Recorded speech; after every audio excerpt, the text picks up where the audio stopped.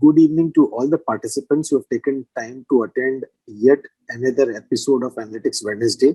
And a very warm welcome to all of you and our speaker for today, Surat Mukherjee, a very eminent personality. Uh, Before I introduce Surat Mukherjee, I would take just few minutes to talk about very briefly about Sama Audit Systems and Software Private Limited.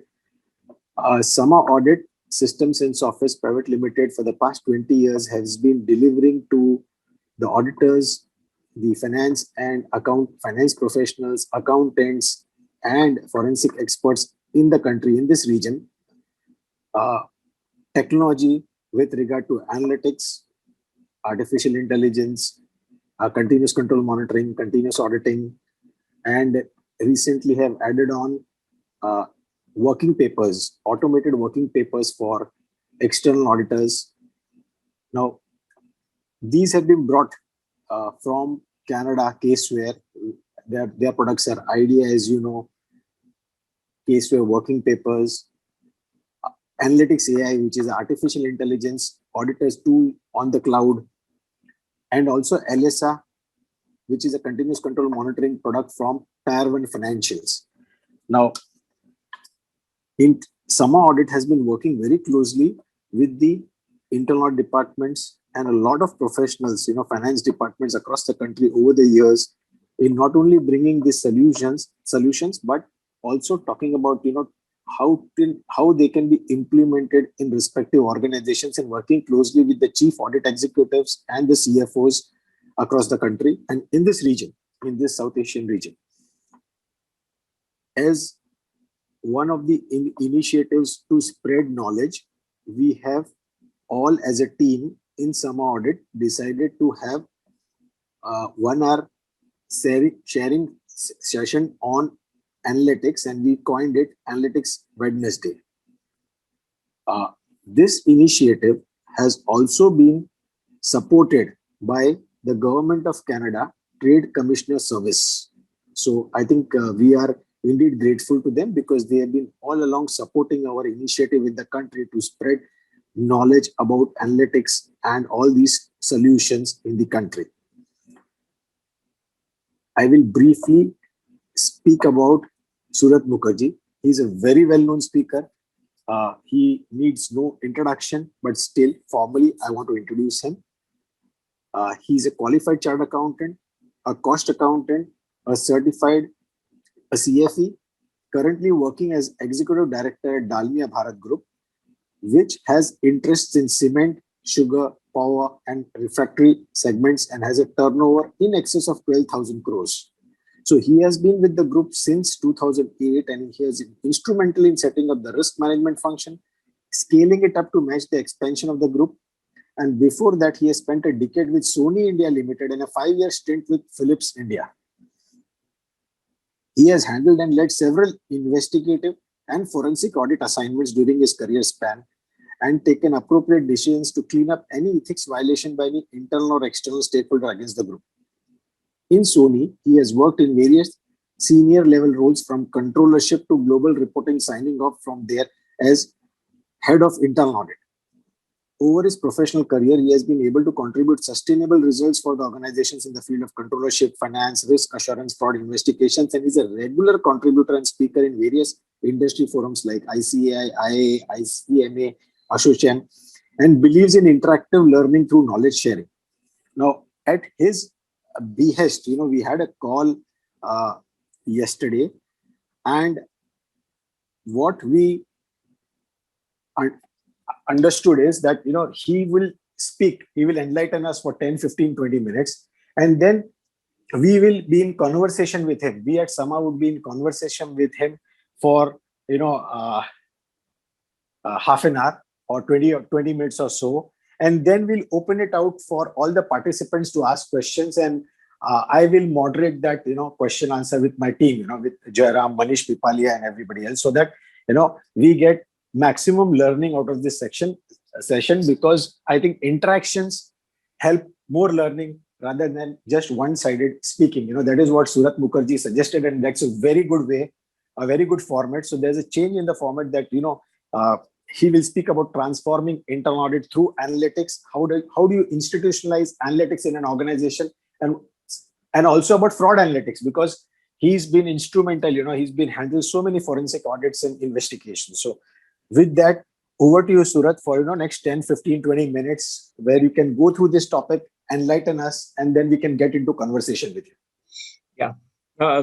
Thank you. Good evening. So first of all, warm good evening to everybody. And it's my pleasure and privilege. And thank you, Deepji, for giving me this uh, opportunity to come and interact and share my little knowledge. I say it's a little, I hope I'm audible, Deepji. Yes, yeah, Yeah, absolutely. thank you. Thank you. To share a little knowledge which I have, I still feel that, this profession is such a vast ocean that we are learning every day, we are falling every day, we are getting up every day. And these last 1 year has been a real game changer in our lives, by way of how we look at our lives, our daily course, and how we collaborate on digital platforms, how we do an audit. So to start with, that is one of the biggest, I think, push which the entire industry has gone for digitalization. And based on that, what has happened obviously is that these companies are overnight forced to get into a digital mode of working. So it's a for an internal audit team, it's, you can say, it's a nightmare, because suddenly everything from hard copy becomes digital, or you can't have access to many things which you are used to get access to. So thank you very much. It's a very pertinent topic. So I had put down some pointers, and I was when I was just kind of preparing for this talk. So I saw that there have been so many white papers around this, and the white papers say that data analytics is becoming a game changer for the internal audit profession. There's no doubt about it. However, as the current maturity in data analytics in auditing is still at a very evolving stage, specifically in our country.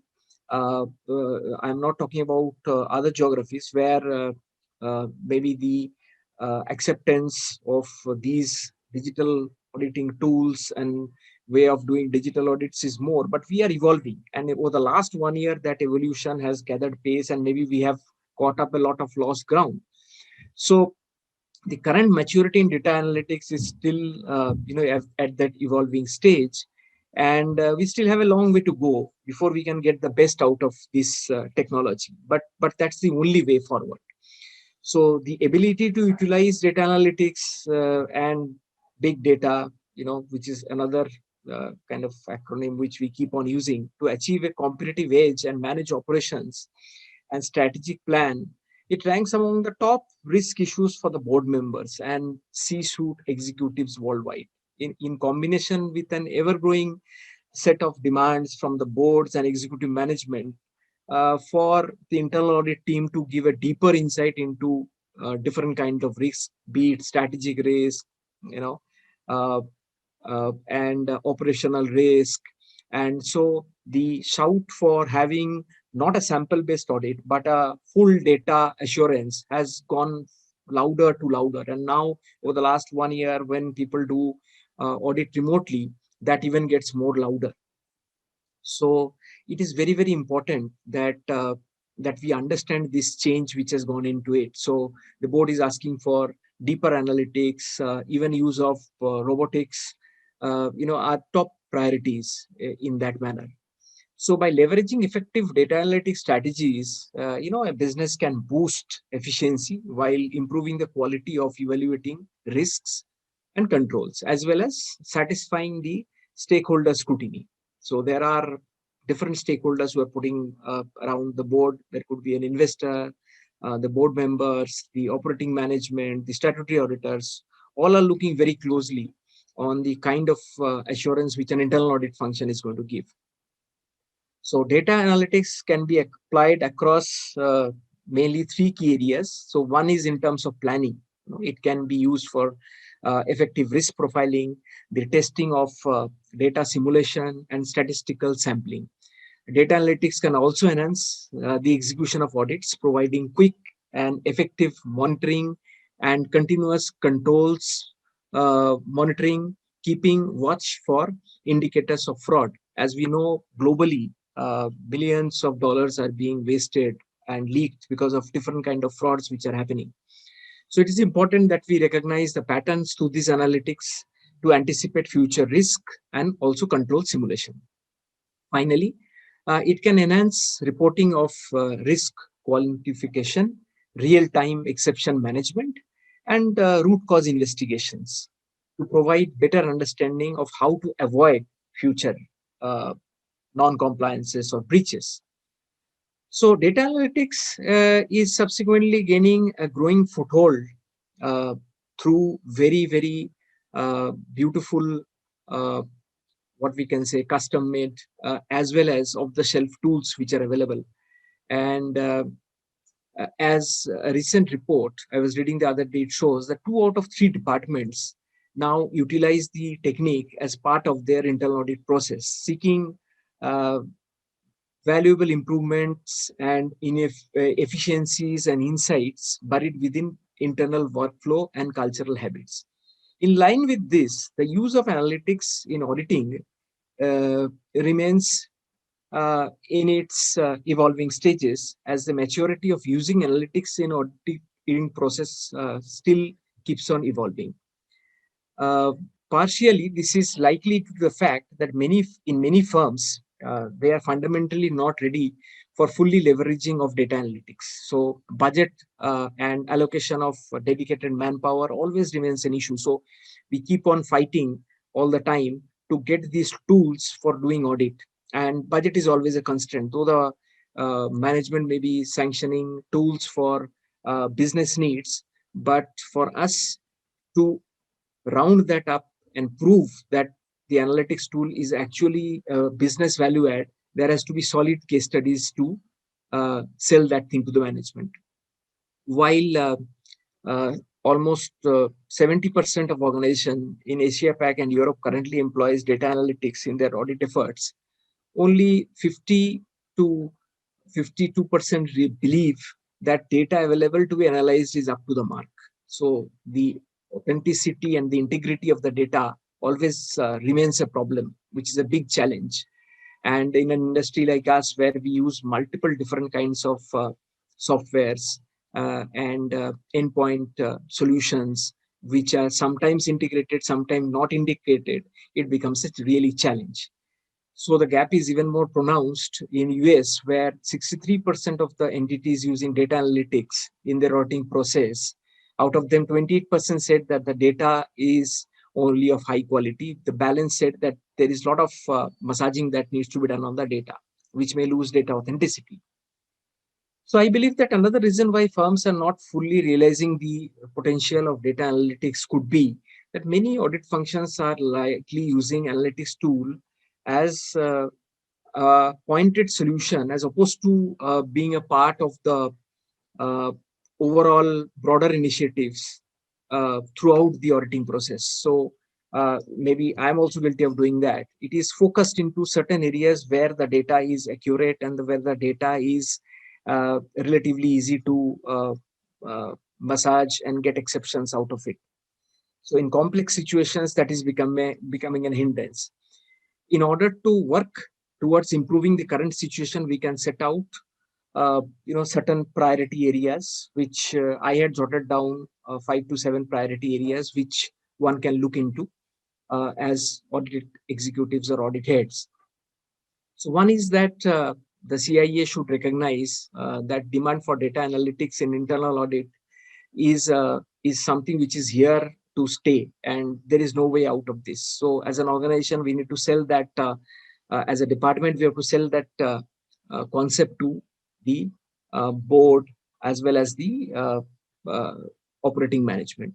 This trend is poised to continue as more organizations undergo business and digital transformation initiatives, and also employing robotic process automation. So robotic process automation is also a part of the strategy. due to growing regulatory burden placed on organization to weed out frauds via use of analytics. So RPA is, again, there are a lot of use case studies which are coming, and we also as an organization in business also, we have started using RPA. Secondly, by seeking out opportunities to expand internal audit's knowledge of sophisticated data analytics capabilities, chief audit officers can ensure that the organization has more comprehensive and precise understanding of what is possible with analytics, what similar organizations are doing across the board, and as well as what progress is needed to advance their capabilities, which is basically the tools and tackles and the resource which is required. So site visits could be a thing of the past, and as the business grows, like in case of our organization only, once it has gone into multiple locations, multiple offices, it's not always possible to actually go and visit those places and bring out exceptions by doing a physical audit. So we have to have a finger on that remotely. Thirdly, conducting uh, even smaller modular demonstrations of the analytical capabilities that can set an influential tone uh, and hence lead to a positive steps towards building a stronger internal audit data analytics function. So this actually needs to be carved out as a function. It is not just being part of the audit exercise or a step in the audit exercise. This should be actually carved out as a function which is dedicated and which is having the talent and the skill sets and the tools which are required to effectively uh, bring out exceptions from the work set. Uh, CIAs can use this strategy to boost organizational understanding of budget and resource constraints, and there has to be a kind of an ROI which needs to be worked out and continuously hammered, uh, so that along with business as usual processes and business as usual investments, this also becomes kind of a investment spoke. CIAs should also consider the use of champions to lead the analytics effort, and when appropriate, create a dedicated analytics function. Having champions of analytics function would help organizations to bridge the gap between the analytics function and the operational auditors. So this is a bridge which is required, so that the people who are on the ground, whenever they are going on the ground, they are equipped with very, very high precision, pointed knowledge and samples based on which they can actually crack or catch the fraudster on the run. It also encourages the user of analytics, including basic usage by the whole team. As many of the current problems with leveraging data analytics currently revolve around the quality of data available, as I had mentioned earlier, now the chief audit executives should explore avenues to expand internal audit's access to quality data. So it is very important that we also analyze and we also make sure that the data pool, the sanctity of the data is beyond doubt, and how we can capture quality data. What are the softwares which are capturing data, and how we make sure that that data is incorruptible and is having value. So they should also implement protocols which will govern the extraction of data used during the audit process. Again, this is very important, because if the source data is wrong, the entire exercise goes wrong. Then on top of this, the audited must identify new data sources, both external and internal, that can enhance internal auditors' view of risk across organizations. This can ensure that the organizations will be able to supplement data analytics procedure with the supply of quality data.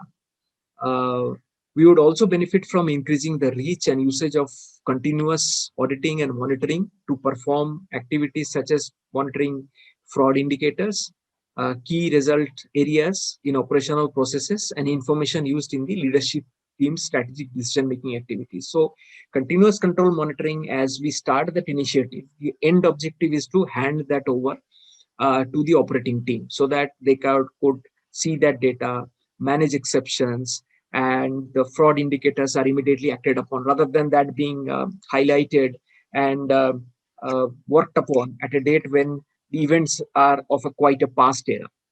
So by leveraging continuous auditing, uh, we need to develop real-time snapshots of the organizational risks and incorporating results into a risk-based audit approach that is adaptable and flexible enough to focus on high areas of risk at any given point of time. So the CIA could keep boosting the analytical capabilities so that you transfer the risk from the auditor's desk to the operating desk, so that one can work upwards and start creating more value for the business, or try and capture the new risk, because this risk scenario is ever changing.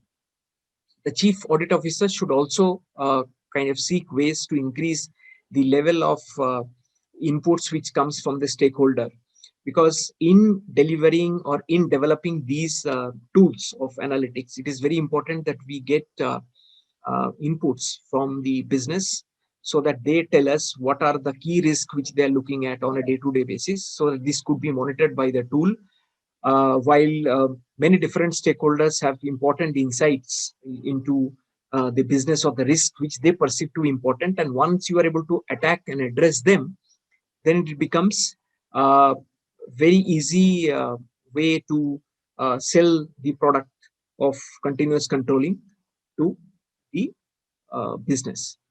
And finally, the CIA can implement steps to measure the success of the data analytics effort, and also consider most effective ways to report success and value to the management and other key stakeholders. Internal audit groups which successfully demonstrate tangible value are the ones that build a stronger business case for increasing their budget and the resource allocation, which is dedicated to a data analytics function, as well as underscore throughout the organization the importance of analytics. In this process, this can also boost the internal audit department's reputation from within. So what I wanted to say is that this is a journey which we have started, but it takes a lot of efforts from the auditing team, other than their normal routine agenda and the routine other deliverables which they have to deliver, to at the same time to create a sustainable platform which will keep working day in and day out through, if required, RPA solutions, and give real-time flags. And then there could be one team which is there at the back end to analyze the data, and another team to actually take out the exceptions and do a real-time check on how the business is getting impacted by that. So that's all from my side, Deepji. Thank you very much, Surat. I think this is you have excellent way of putting it across, but in a nutshell, you have explained the entire journey and challenges, etc. But I think let me ask you some very pointed questions, straight away, because you have implemented analytics in your own organization, and it has the journey has been a few years. Correct. Now, and you are a partner to that. Okay, we are partners to it. Yes. So yes. How did you convince? There are a lot of skeptics within the internal department, and your team members, and hesitation in adopting analytics and using it. So how did you overcome the barrier in terms of making your team members adopt it and use it? Number one, and number two, how did you get a buy-in for the investment from the top management, because you continuously went on investing and reaping the benefits over the years? So how did you do these two things? So yes, so Deepji, basically for the team, as the data sets and the overall food on the plate went on increasing, we could all slowly understand that those auditing on the basis of a few samples or a few months here and there was slowly becoming counterproductive, because any observation which was coming out based on those was kind of getting refuted on the basis of having a larger data representation. So if you say there are these many observations in these 2 months or these 3 months, people start asking questions around what about the full year? What about the length and breadth of the sample? So we all understood that this expanding of sample is something which is must, and doing that manually is beyond anybody's reach, because data just kept on multiplying. So we started opening new offices, new plants, new businesses. So data just kept on multiplying and multiplying. So there's no way you can manage this by any sort of memorization manually. So technology is the only solution. And once you have to do technology, Excel and stuff like that also doesn't help. So you have to have a solution which will help you go through, so based on set expectations and set exceptions, and then it churns out for you a certain result, so that you can confidently go and talk to the board saying that, okay, this is what is the data set that we have seen, and these many are the exceptions, these many are major exceptions, this is the control gap, and this is what we have taken to do the action. And once we started doing that, because we had to eliminate that question out of our ecosystem, that okay, this was one of, or this only happened in the month of July or September. So once you actually have that kind of data in on the plate, wherein after every question you're able to say, okay, we have done a full year analytics or a full 12-month analytics, or we have done analytics of last 3 years to see how the trend has gone up or down and stuff like that. So that started getting the buying. And because data kept on growing, and then we started getting demands from the business also to ask certain pointed question, which made us understand that we need further more analytics. So it is a kind of a wheel. So once it starts moving, it slowly moves, and as we are able to generate value and demonstrate the value, slowly we get that buy-in and investment in that. So it's not something which can happen big bang, unless and until it is mandated by, you're a subsidiary and it is mandated by somebody, which we were not. So we have to create our own traction by giving out results. Okay. Moving on to, since you have got a long history in terms of forensics and expertise in that area, how has analytics really helped internal audit to prevent frauds? That is number one. Number two is maybe identify red flags, and maybe not your own organization, but from your experience, give some examples on how really, because that will become better for the participants, to understand how you put it across, some examples, some illustrative cases, etc. Okay. So I think to start with, Dibji, we built back certain controls when we did some forensics and we found out what are the root cause of them. We tried to build it back into the system of analytics. So they may be very simple in nature, but they really work well. Like for example, to find out in a flow of transactions. So in a procure to pay function, you are actually mapping when the PR is getting raised to the entire payment cycle. So you can actually map and see when the cycle, what is the normal cycle which generally goes on, and then where the cycle is too short or too long. So that could be an indication of a fraud, or where from a requisition to a payment, the thing has happened in a matter of few hours, whether it was real urgency or it was something else. Or for example, where a certain transaction is happening at a certain specified period of time. So let's take a weighbridge, for example, in a plant. There are tolerances and deviations which are allowed, and an operator is having an authority to allow a particular tolerance or a deviance. So by looking at the data set, can we find out whether that deviation approval is happening across the board, or it is happening for a transporter, or when a operator is in the helm of the machine, or a particular truck number, or for a particular customer. So you are able to see by analyzing that exceptions, that if there are exceptions, is it equally spread out or it is totally focused. So here in one of the cases, we found out that a certain operator for a certain transporter was giving exceptions. Random exceptions were given to that particular transporter, while others were always doing well. So we actually went back and set a certain trap to see that there was certain overloading which was happening in those trucks, and because there was some sort of benefit which was passed on to that operator, so that operator was letting it go. So once you understand that where these vulnerabilities are, you can remotely track the transaction, place it on that particular box, and see that if exceptions are coming, what sort of exceptions are coming, or in case those exceptions are coming, can they be related to those kind of shift, a particular shift or a particular person or a particular uh, transporter or a vendor.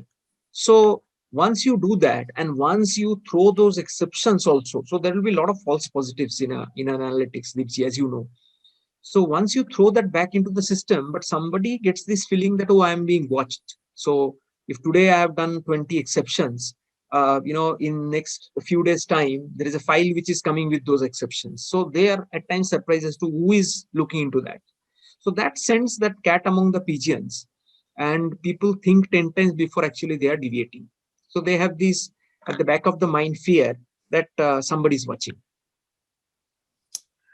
Very true. I think when you're talking about generating exceptions, continuously for a particular area, which we feel as auditors is maybe a red flag, or which may lead to revenue leakage if not controlled or looked at properly at the beginning. You keep generating exceptions in that area. Now, when you talk about keep generating exceptions, we are talking about really is a sort of a continuous control monitoring system.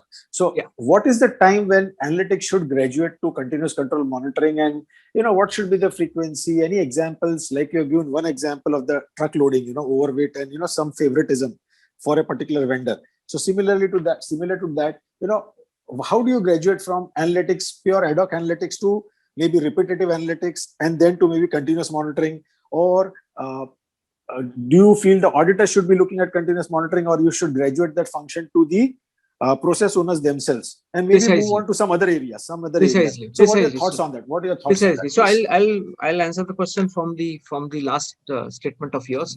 Objective is, yes, what you mentioned. Objective is actually to hand it over to the business, and so the controls have to be such that the business finds interest in them, because typical audit controls and business controls, there is always that thin line of differentiation. So what we see and what they see may or may not be same.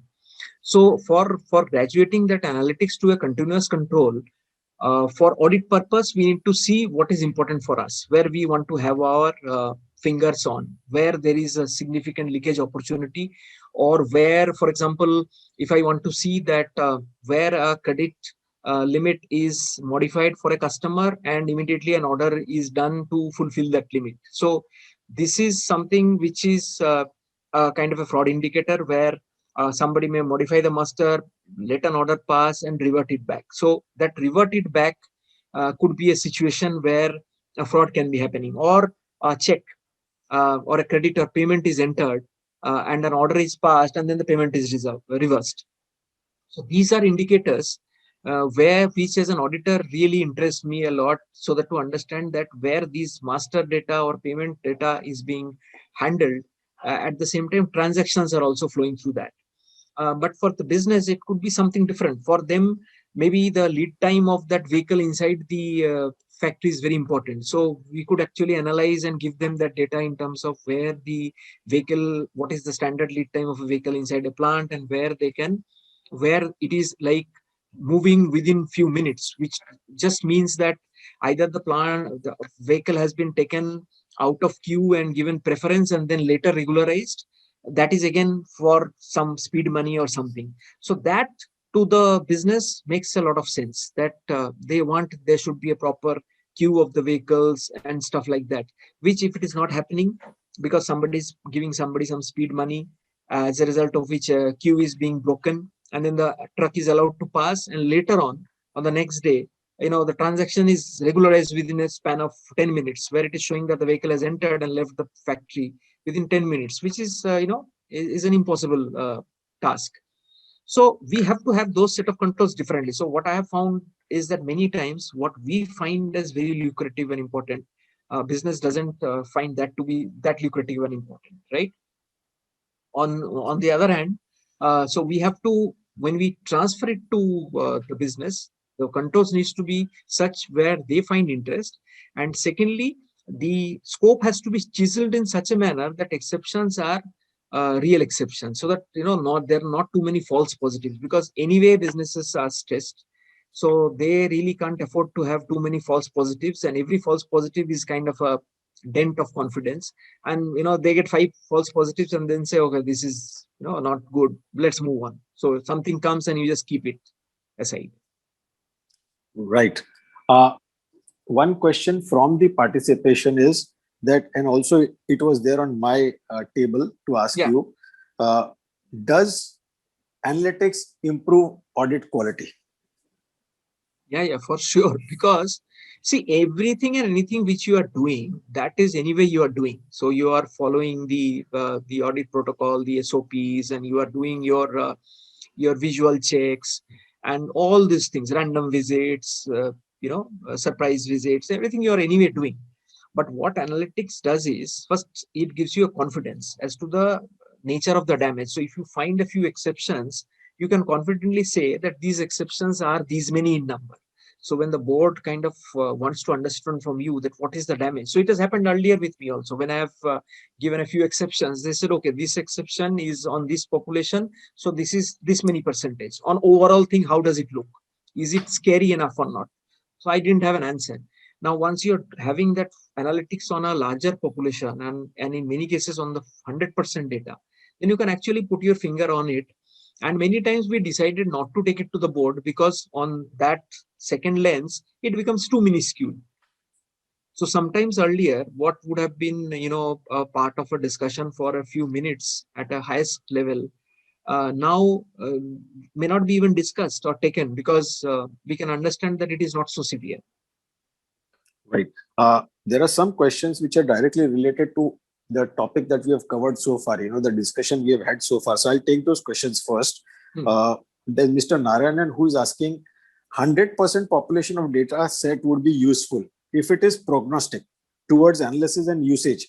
But when it is for assurance, and given that we are performing diagnostic true and fair view and not a true and correct view, why is 100% required? Isn't that an overkill?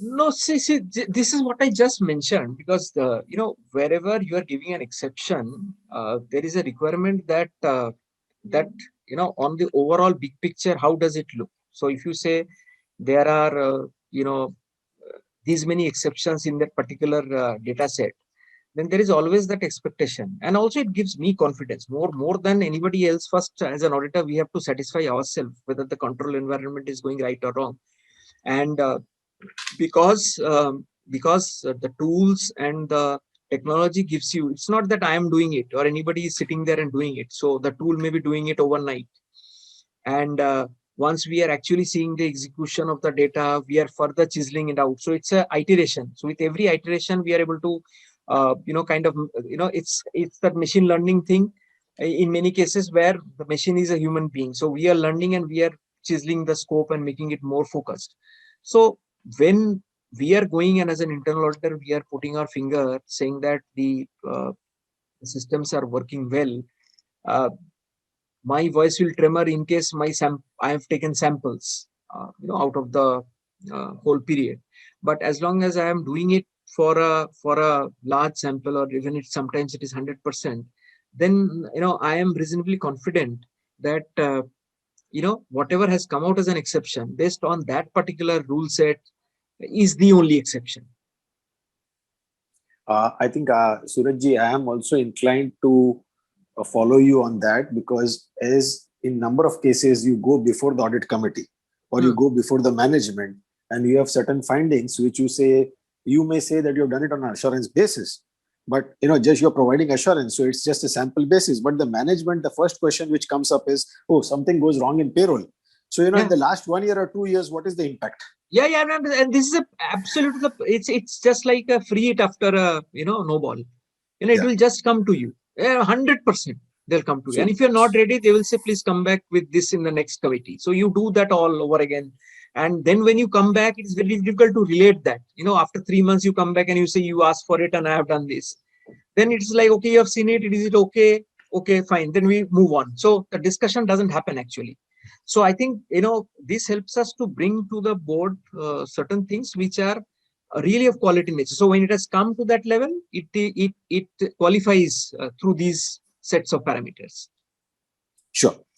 There's another question. There are many ERPs that are having system controls to prevent straightforward controls, or escalate when there is a deviation from established limits. Would future continuous monitoring be on checking for trends and patterns and less on just mathematical exceptions? Your thoughts, please.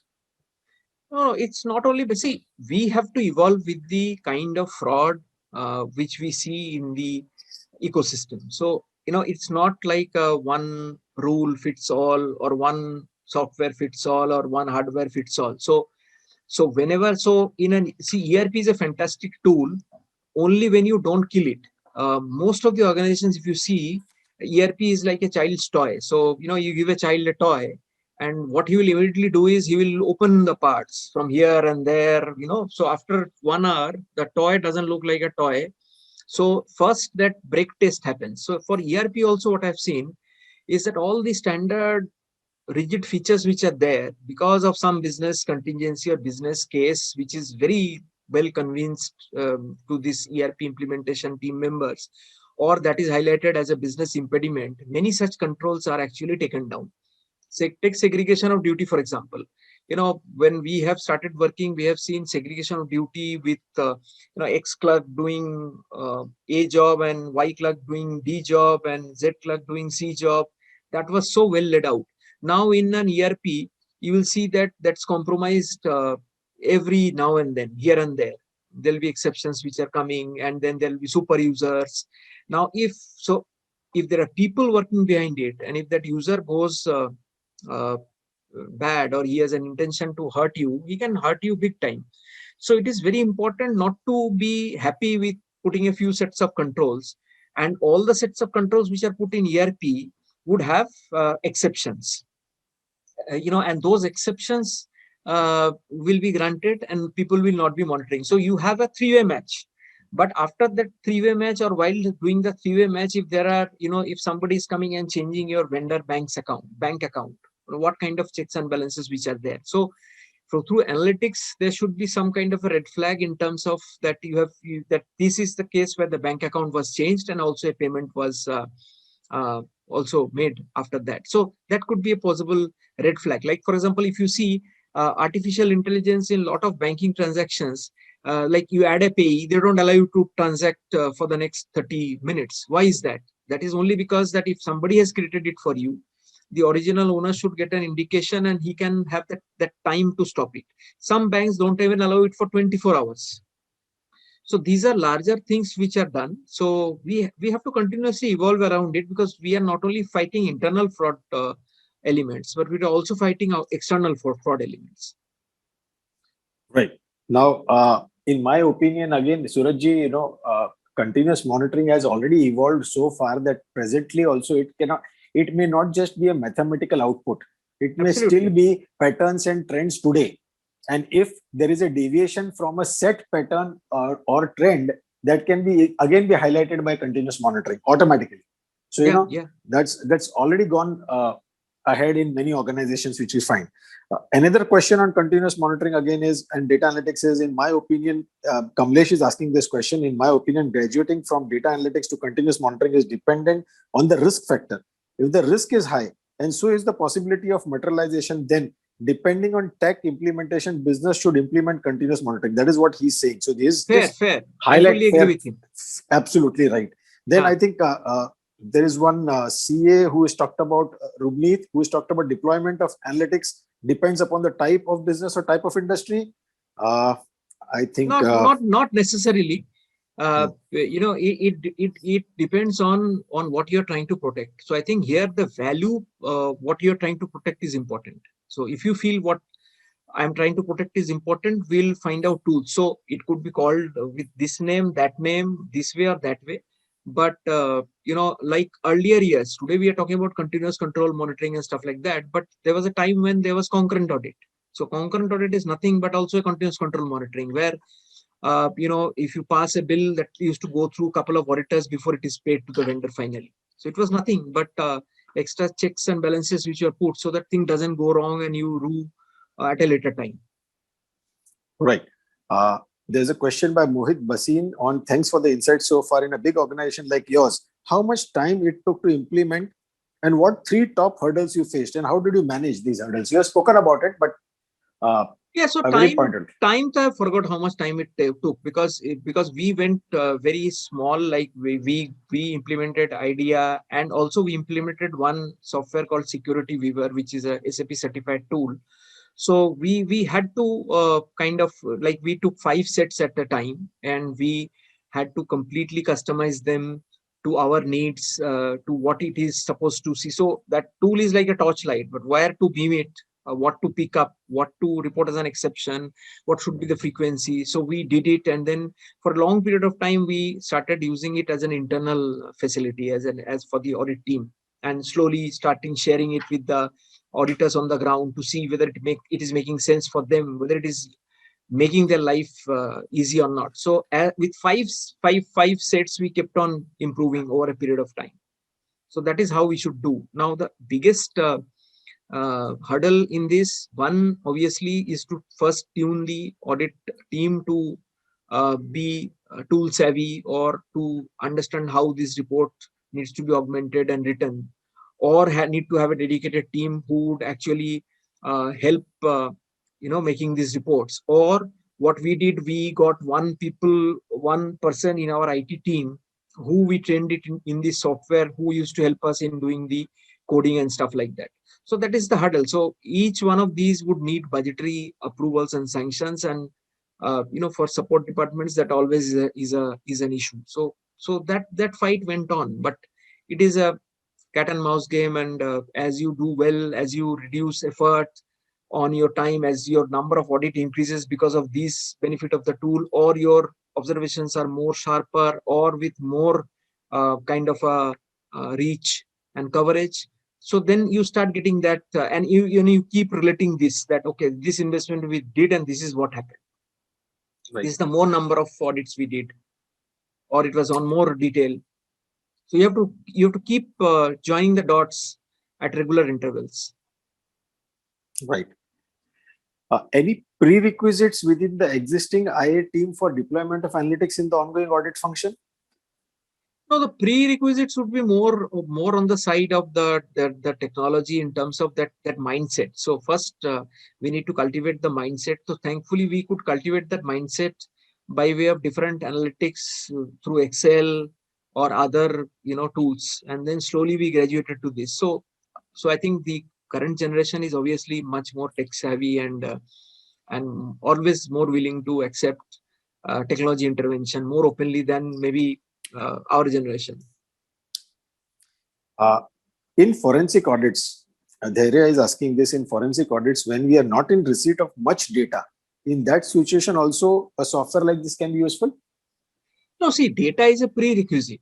So without data, if you don't have data, so obviously, how do you run data analytics without data? So somewhere or the other, maybe some data you can get easily, maybe some data you create by collecting and punching, or by scanning.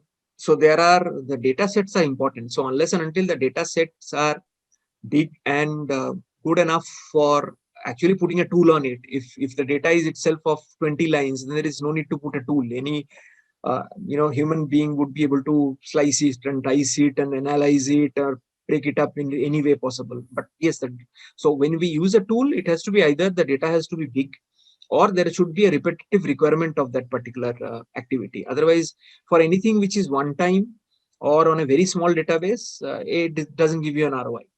Is my personal opinion. Right. Has data analysis helped to identify new risks or add to audit universe new areas which were not explored in sample auditing? Yes, it does, because sometimes it throws up trends and exceptions, and kind of results which is not easily seen. So when you see that, let me give you an example. When you see that one single user ID has logged in from 5 different terminals on a particular day within a span of say 1 hour, and those terminals are typically not next to each other, then you know there is something wrong. That means there is password sharing which is happening, and the people are using multiple terminals. Or so these sort of things, which normally is very difficult for a normal naked eye to find out. When you actually do analytics around, machine, how they're repeating usage, what kind of user ID are using the machines to do which kind of activity, then you could actually see that, those things. And then when you compare that with attendance data, for example, in fraud, we sometimes found out that one person was actually using four different people's ID. He got them, or people did not change their password. So when I was on leave, somebody is actually using my ID from office. So the machine which is being used is in office, and it is my ID. But that day I was on leave. I'm saying, for example, one guy was on leave. So now these things are very difficult to actually analyze manually. Right. Whether data analytics helps in reducing audit man-hour in a big organization like yours? Yes, once you have actually matured it to a certain extent, because earlier, imagine these data, first of all, for the analytics purpose, we progressively used to extract data sets. So that is very, very important. So once you have that data set, you are already ready. So once, many times it used to happen that we'll go and we'll ask for 12 months data. So because of this analytics, we were already having that data. So our data repository used to grow very stronger. And then it is not it really helps uh, in doing the audit. Right. I think our master batsman Satish Shena is asking, is it important, rather possible, to do a cost benefit analysis while deciding the decision to make an investment in analytical tool? I could not do it. So Satish was like, for our sessions are like the IPL. So Satish did a session in Wankhede, and now the Firoz Shah Kotla match happened. So people were running from one to other. But I think so his session was so good, and I had to leave around 6:30 because I had to come here this side. I left with you, Surajit. So it was had I known that Satish is having this session earlier than me, I would have never ever agreed on today's date. So it was my bad that I this thing. So Satish, to answer your question, it is very difficult because initially, at least I did not know what can come out of this output. So, but my initial investment was very small. So I did a very, very small investment to start with. By compromising on some manpower, additional manpower, I compromised and invested that in the tool, and then slowly built around it to see that if the ROI comes, and it comes slowly, then we can actually build a case around it. But to go for the first one, what I did, I cannibalized resource allocation. So if I was supposed to take somebody for a certain cost, I just swapped that by taking a tool. Good. So I think that allowed you to ramp up in future years. So I think that's a very good case study. One more question is, what should be the factors considered when bringing business processes into data analytics? Because analyzing everything may cause fatigue. No. Absolutely right. So no need to analyze everything. So one needs to be very clear as to what we are going to analyze is going to give me value. Either it is something which I wanted to do, but I'm not able to do because it is too humongous. Or yes, by not having a right control around it could lead to serious leakage or loss of reputation or loss of auditor's face. So that has to be the only criteria. So there's no need to do something on basis of a memoranda data which is fancy stuff and creating dashboards around it. That doesn't that could look very nice to start with, but it is not sustainable. You can't do everything. What approach is generally followed by you and your team when the data is large and the data accuracy, authenticity is around 60%, 65% as indicated by you in your earlier comments? This has been asked by Sandeep Kunte. See, if the data is 60-70%, we need to understand which part of data is 60-70%. So if the numbers itself is 60-70%, then we need to really see that whether it is worthwhile doing analytics around that and finding out exceptions which could be out of that particular sample. So it's very important that in those cases we actually had gone back and first work to make sure that where the data is getting captured, what sort of basic accuracy which is required in that, right? So if I wanted a user name to actually come and people are using a dummy user ID, then I had to make sure that I give some additional license to them and make sure they are using specific user ID for it. Okay, because if the analytics will be on user ID and if everybody is using a user ID master one, then there's no point doing any analysis of that. Very difficult. So wherever the data integrity was a question, we have to first go forward and see that at least the basic critical segments of the data is corrected. For that, if you have to tweak the SAP system or if you have to tweak the data collection process, that we have to do. We have to correct that, make sure that that accuracy reaches a much better limit, and then implement analytics on top of that. Thank you, because Surajji. otherwise what happens is that business knows very well that this data is not accurate, so you run analytics around this and they stand coolly. You make a presentation, they say, sir, this data is wrong. Everybody knows this data is only 50% correct. So so you cannot play around with them. They will kalak laga dega ekdam. Absolutely right. I think an auditor has to be very cautious because he's in a very onerous position. We take in the last question for today. If any of you have any more questions, you can send it to us or you can send it to Surajji, and I think we'll see that it is answered. We take the last one today, which is Ashok Agarwal asking, in context of AI and ML technology implementation, how you see change of audit approach? Can you share your views, please? See, the audit approach will change based on what sort of technology are we using. So the approach would be that obviously not to duplicate, not to, take the ROI out of the investment, what we are making in the AI tool or the subsequent machine learning, which it is doing. So the objective should be that we should be very clear that what we are asking the machine to do and then what we do after that, that should be very, very clear. So we should not be duplicating.